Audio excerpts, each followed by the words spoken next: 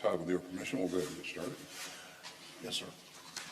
Ladies and gentlemen, the Secretary of the United States Department of Defense, Lloyd Austin. And glad to be joined by General Mark Milley, the Chairman of Joint Chiefs of Staff here this evening. Good evening, everyone. We've had a very productive afternoon at the third meeting of the Ukraine Defense Contact Group. And it's great to be back together in person after our initial meeting at Ramstein in April. And once again, we met with Ukraine's Minister of Defense, my good friend, Oleksiy Reznikov. Everyone here is acutely aware of the dangers that Ukraine faces as Russia renews its reckless assault on the Donbass. And Minister Reznikov and his team gave us important insights into the changing battle space and a clearer understanding of Ukraine's priority requirements as the war shifts. We also had some important discussions about how to fortify our midterm and long-term support for Ukraine through training and sustainment. I'm especially pleased that defense leaders from some 50 countries came together here today. It's a testament to the on-the-ground impact of this contact group that it continues to grow. And I'm glad that we were joined today at today's meeting by several new countries, including Ecuador and Georgia and Moldova. And that's a reminder of how Russia's unprovoked and indefensible invasion of Ukraine has horrified and galvanized the world. But it's also a sign of the global admiration for the heroism and resilience of the Ukrainian people. You can see that in the progress that we've made since this contact group's previous virtual meeting a few weeks ago. In May, the U.S. Congress approved $40 billion to provide additional security assistance, economic and humanitarian support for Ukraine. And on June 1st, President Biden authorized an additional $700 million to meet Ukraine's critical needs for today's fight. And that included HIMARS rocket systems with guided MLRS munitions. This package also included javelins, helicopters, counter-battery radars, and ammunition.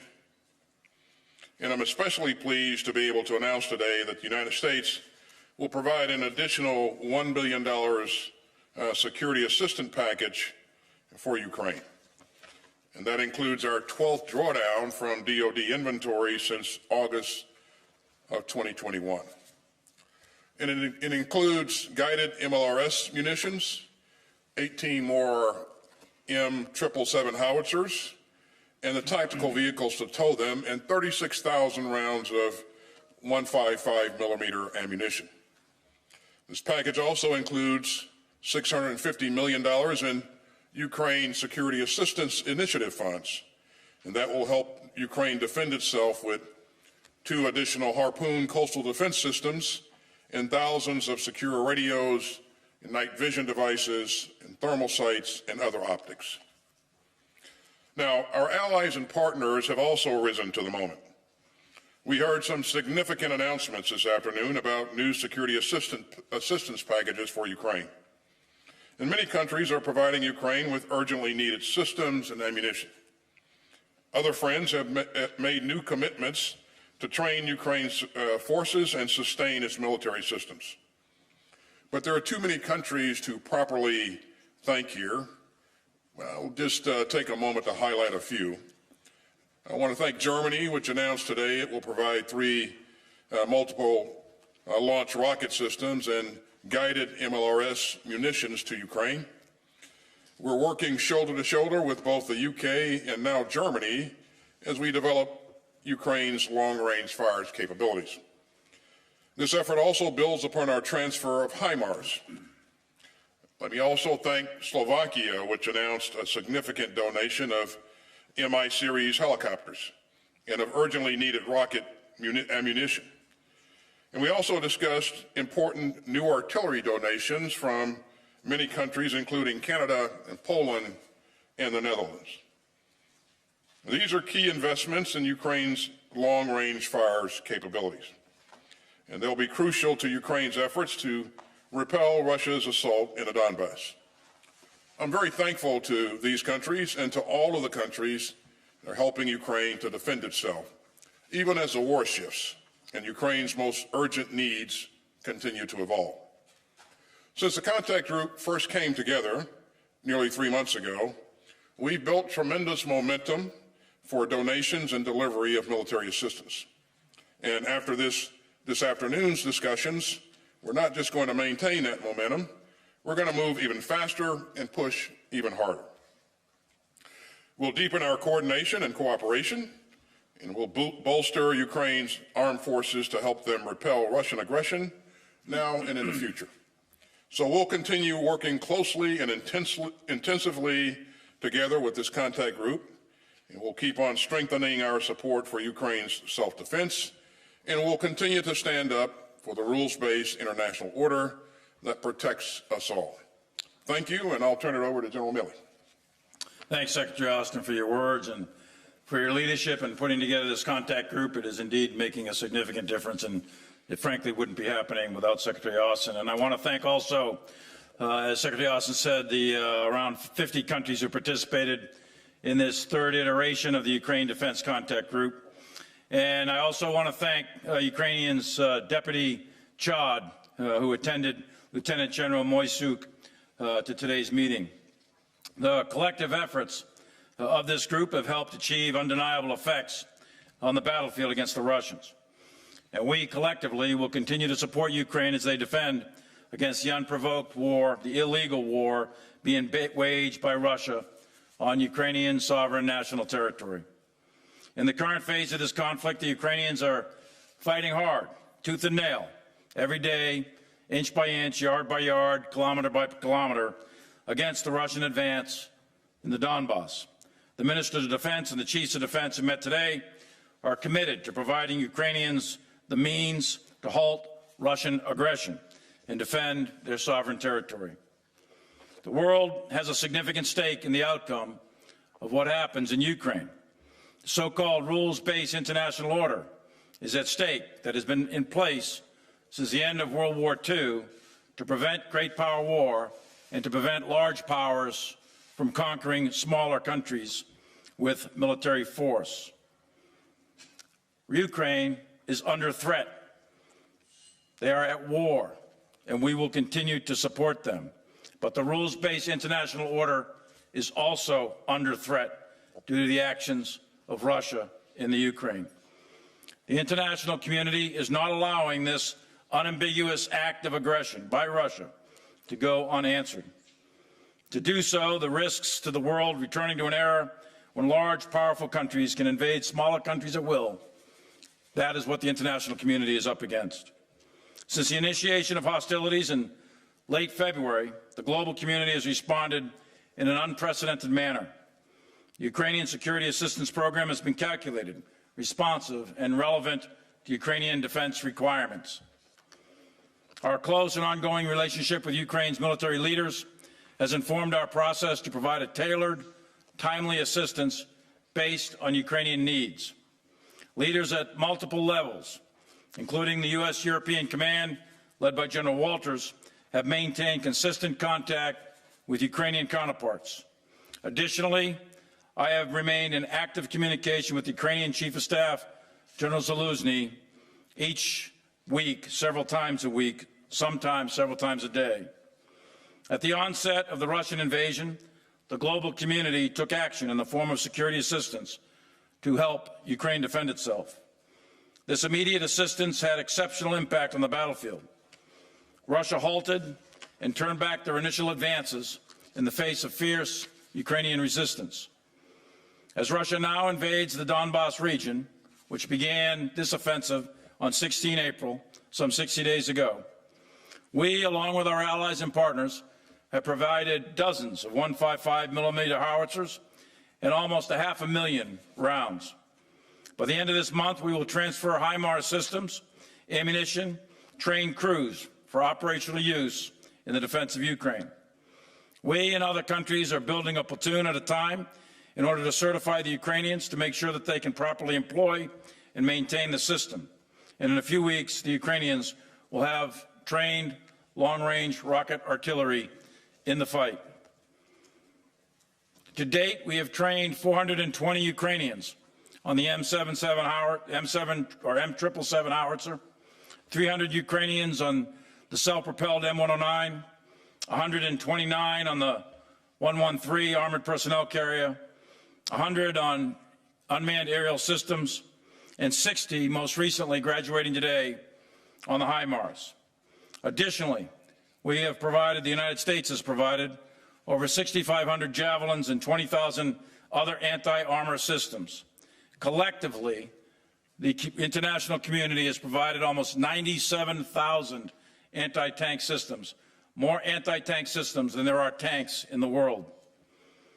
We have also provided over 1,500 Stingers, more than 700 Switchblade tactical unmanned aerial systems, 20 Mi-17s, and thousands of small arms, and hundreds of thousands of small arms ammunition. The speed that we have delivered security assistance is without comparison. From the time the requests are validated and authorized, it is only a matter of days until the requirement is sourced, shipped, in the hands of Ukrainians. In some cases, it may take a week, but most of the time, it's measured in days. While more work is required, we could not have achieved this progress without the active assistance from the countries who are present today. We gathered today both in the defense of Ukraine and really in the defense of the world. It is only through the preservation of the rules-based international order that we are going to continue to have a peaceful international system that everyone benefits from. As we move together, we will continue to coordinate with our allies and partners around the globe to help support the Ukrainians with the training and the tools they need to fight and maintain their country's defense. I look forward to your questions. Peter Martin, Bloomberg. Yeah, thank you very much. Secretary Austin, Ukraine has publicly asked for a long list of weapons, including 1,000 howitzers, 500 tanks, and 300 multiple launch rocket systems. You've repeatedly stressed that U.S. assistance needs to be driven by Ukraine's needs. And with that in mind, do you think that this latest package risks providing Ukraine with too little too late? And then for Chairman Milley, at this point, do you see the consolidation of Russian control in eastern Ukraine as inevitable? Thank you. Well, thanks for the question. You're right. We remain focused on Ukraine's needs, and we understand what those needs are because, as you heard the chairman say, he's in contact with his counterpart sometimes a couple of times a week. I talk to the Minister of Defense, Reznikov, routinely. And one of the key benefits of having this contact group is that we have the ability of bringing the Ukrainian leadership in.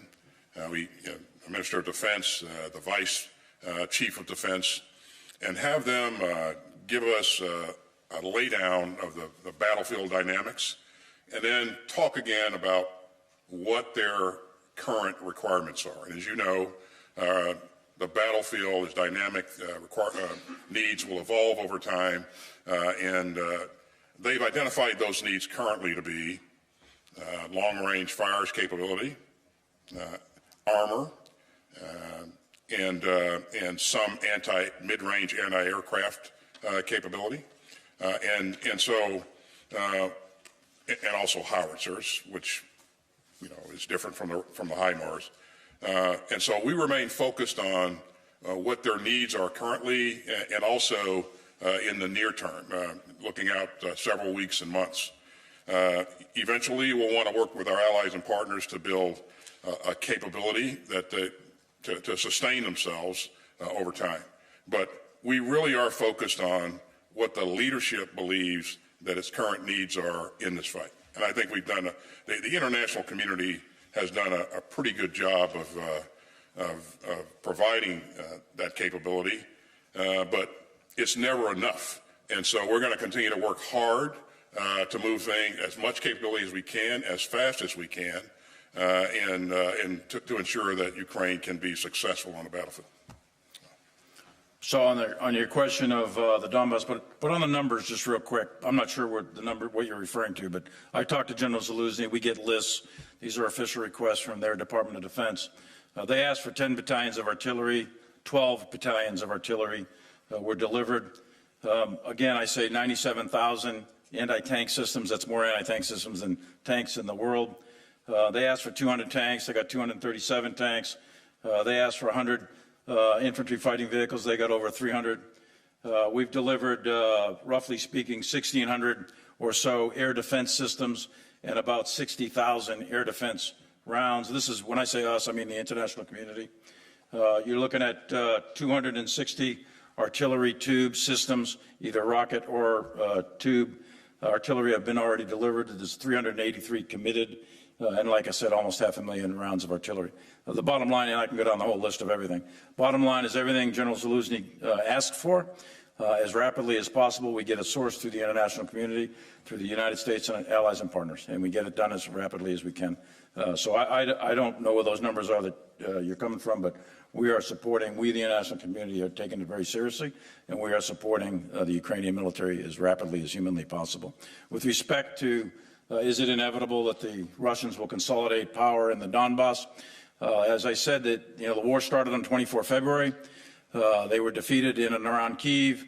They took their forces, they marshaled them and massed them in and around the Donbass. And so right now, that's where the battle's taking place. Two oblasts are in the Donbass. One is Luhansk. The other is Donetsk. It's really the Luhansk oblast where most of the significant fighting is happening in and around Severodonetsk. Right now, the Severodonetsk, the city, is probably three-quarters taken or so by Russian forces, but the Ukrainians are fighting them street by street, house by house. And it's not a done deal. There are no inevitabilities in war. War takes many, many turns. So I wouldn't say it's a inevitability, but I would say that the numbers clearly favor the Russians. In terms of artillery, they do outnumber, they outgun and outrange. You've heard that many, many times. And they do have enough forces. But the Russians have run into a lot of problems. They've got command and control issues, logistics issues, they've got morale issues, leadership issues, and a wide variety of other issues. So the Ukrainians are fighting a heroic fight. This fight down in the Donbass has been going on since 16 April. And the advances that the Russians have made have been very slow, a very tough slog, very severe battle of attrition, almost World War I-like. And the Russians have suffered tremendous amounts of casualties. Jonathan Beale from the BBC. Thank you very much. If I can ask Secretary Austin, I think the Deputy Defence Minister of Ukraine has said that the West has given Ukraine 10% of what it's asked for. Do you recognise that figure? And if I can ask General Milley, do you really think that US sending 4 HIMARS systems, the UK sending 3 MLRS rocket launchers, and Germany sending 3, is really going to tip the balance in the Donbass in Ukraine's favour? It doesn't seem that much when you look at the numbers. I know you've given me lots of other numbers, but do you think it's really going to tip the balance? Thank you. On the second part of that question, I think you have to be careful about equating a HIMARS capability or an M270 capability to other MLRS systems. These are precision munitions. And with a properly trained crew, they will hit what they're aiming at, and it provides some pretty good capability in terms of distance. But a capability is a weapon, a trained crew, and munitions. And so as we train those crews up, we're able to provide them with systems and munitions, and then you have an initial capability, and then you build on it. So over time, yeah, we think the combination of what the allies and partners can bring to the table, it will make a difference. But again, this is a different kind of capability than what you've seen from other multiple launch rocket systems. On the 10% issue, I don't know if you're quoting the Minister of Foreign Affairs or if you're quoting the Deputy Defense Minister. Well, we just spent time with his boss in the room next door, And as we have on a number of occasions and gone down line by line of what they need and is relevant in this fight. So we feel pretty confident that we're working hard to give them what they think is relevant in terms of, you know, where the big number came from. I can't speak to that. You'll have to let that gentleman explain his numbers. But I would only say this. General Milley and I have been in a number of fights. When you're in a fight, you can never get enough. You always want more. You always believe that you need more, and I have been there. And so I, certainly understand where the Ukrainians are coming from, and we're going to fight hard to get them everything they need. But again, we want to make sure that we're focused on what they think they need for this current fight and beyond. And I think this contact group brings together the right elements to be able to sort through that. And again, this is a constant effort. We don't believe that we're going to meet every need by tomorrow. And in 2 weeks from now, requirements will probably have evolved a bit. So I think we have to put things in perspective. You can never, when you're in the fight, you can never get enough, and you can never get it quick enough. So, but having said all that, we're going to work hard to make sure we're doing everything humanly possible. We're going to continue to move heaven and earth to get them the capability that they need. So let me, first of all, in warfare, no weapon system is a silver bullet ever. So no weapon system, singular weapon system ever, quote unquote, turns the balance. It's the combination it's a combined arms fight. It's a combination of ground maneuver with air and artillery and so on and so forth. And that's where the HIMARS comes in. In this case, in terms of fires, this is a battle of fires. So the Ukrainians have mortars. They're going to go out to 5, 7, 8 kilometers. Then they've got the tube artillery. That's going to take you out to 25 kilometers with precision fire or accurate fire with the 777s. Then they've also got rocket-assisted projectiles, which will go out to 40 kilometers. And now the HIMARS will go out to 85 kilometers. So we're providing them, as you said, with the Brits and others, about 10 systems. They're going to have well over 100 rounds of ammunition. That's initial package. We're training a platoon at a time in Germany. The Secretary has directed the next platoon to be trained and so on. So this capability will build. But because it's a precision weapon, the amount of ammunition that we're given, if they use it properly, and we just ran the certification exercise in the last 48 hours for these guys, if they use the weapon properly and it's employed properly, they ought to be able to take out a significant amount of targets. And that will make a difference in combination with the 777s hitting at 40 and 25 kilometers in the mortars. So you want to echelon these fires. I will say this, the Ukrainians' artillery, their skills, the artillery skills of the Ukrainians are very, very good. They're top-notch gunners, and the effect that they're achieving on the battlefield right now with the 777s has been very, very, very good, very effective, and we expect the same out of the HIMARS. Idris Ali from Reuters. Mr. Secretary, in the past you've talked about the United States' aim in Ukraine being to help the Ukrainians win the war and weaken Russia. Is that still the United States' goal, or is that out of reach now that Russia seems to be making incremental gains in the East? And for the Chairman, Ukrainians have talked about losing between 100 and 200 soldiers a day. Is that your assessment, and is this level of attrition sustainable for a military the size of Ukraine's? Thanks for the question, Idris. I think you recall the op-ed that the President Biden published here just recently. And in that op-ed, I think he laid it out in straightforward terms in terms of what our goals are, and that is that we want to see a democratic, independent, sovereign, and prosperous Ukraine with the means to deter and to defend its sovereign territory. So I think that that addresses the question in terms of what our goals and objectives are. But again, we have said all along that we want to help Ukraine by providing it the security assistance, the means that it needs to do what I just said. What's been impressive about the Ukrainian people, and especially their soldiers, they're willing to fight to protect their sovereign territory. And so if we get them the means, the materials, the weapons, they've demonstrated that they can put them to good use.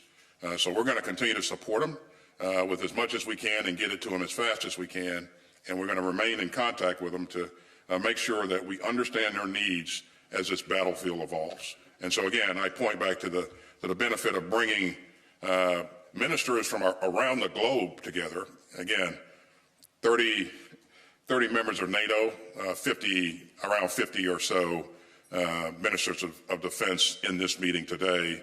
And I think that sends a powerful message about how much people around the world care about making sure that we have that countries have the ability to protect their sovereign spaces, and that we respect the rules of the international rules of law. So, Chairman. On the assessment, let me caveat by saying casualties estimates in war are always extraordinarily difficult, and most of the time the initial casualty estimates are inaccurate. And it may take months or even years sometimes to get accurate casualty estimates. But having said that, in the media you see reported that Ukraine is taking 100 killed and 100 or 200 or 300 wounded per day. I would say those are in the ballpark of our assessments. I don't want to give you the actual assessments. And can they sustain that? For Ukraine, this is an existential threat. They're fighting for the very life of their country. So your ability to endure suffering, your ability to endure casualties is directly proportional to the object to be attained. And if the object to be attained is survival of your country, then you're going to sustain it. And as long as they have leadership and they have the means by which to fight, ammunition, artillery tubes, etc., then I think Ukraine will continue to fight. All right, one last question will be from Yuri Shako from Deutsche Welle.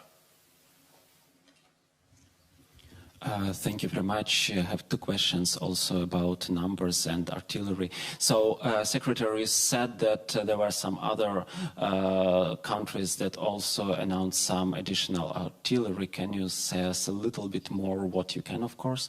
And another question, you said a lot about the advantages of HIMARS and also of advantages of 37s. Of course, they're very precise, it's clear, but if we look really at the numbers of what Ukrainians got, and we compare it with many, many hundreds of artillery systems that Russians had, and also hundreds of MLRS systems that Russians have.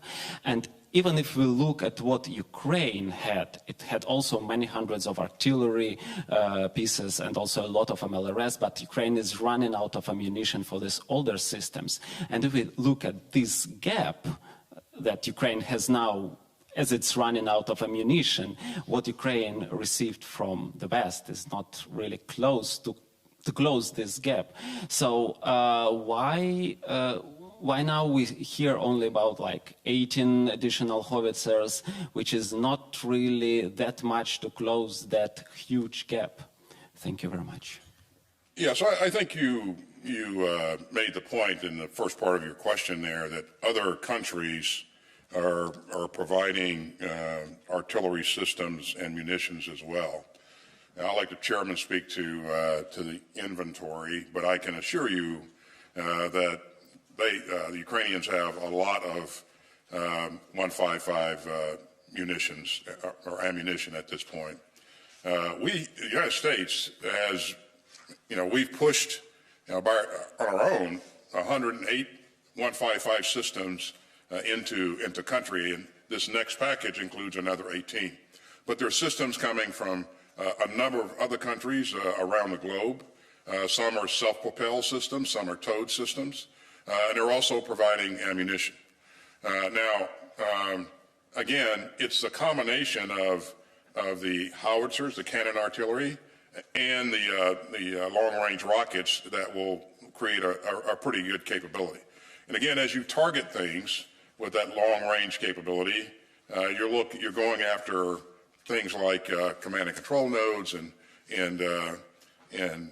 logistical nodes and those kinds of things, which will begin to attrit the adversary's ability to sustain itself and command and control itself.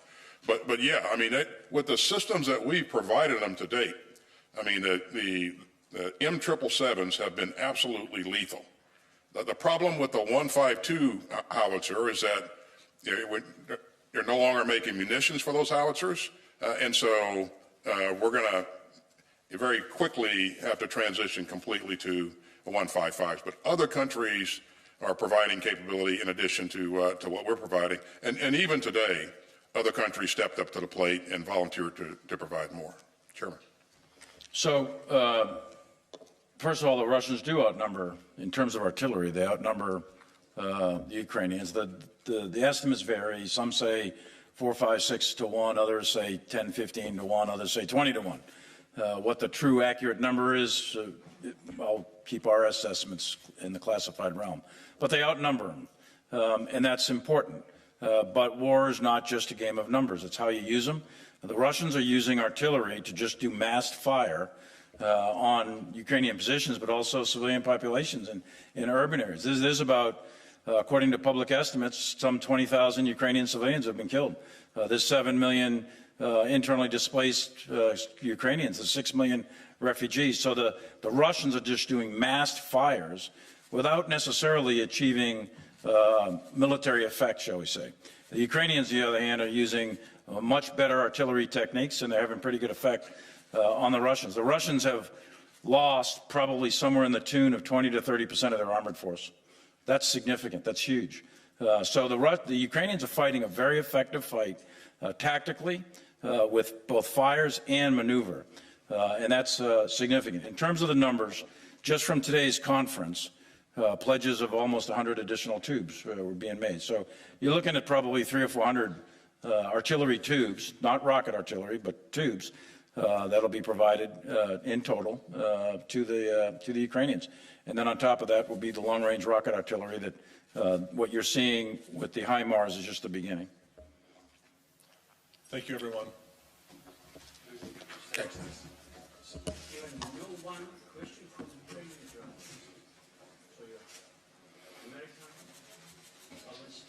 Sure. Sir. Sure.